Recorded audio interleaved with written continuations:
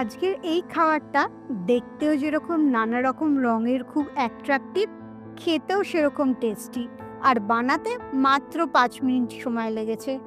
প্রথমে ছোট ছোট করে বিনস আর গাজরটাকে কেটে নুন দিয়ে জলে সেদ্ধ করে নিয়েছি। জলটা এতটাই দিয়েছিলাম যে পুরো সবজিটা জলটাকে টেনে নিয়েছে, কোনো জল ফেলে দেওয়া হয়নি। আর তারপরে 3টে সসেজ নিয়েছি।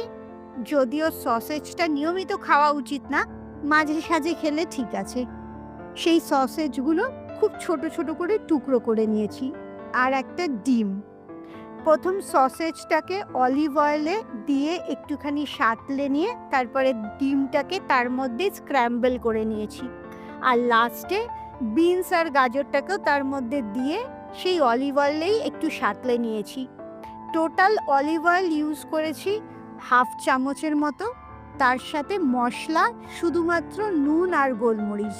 অবশ্যই এটা তোমরা একবার বাড়িতে ট্রাই করবে। দেখতে যতটা সুন্দর, খেতেও ততটাই ভালো হয়েছে।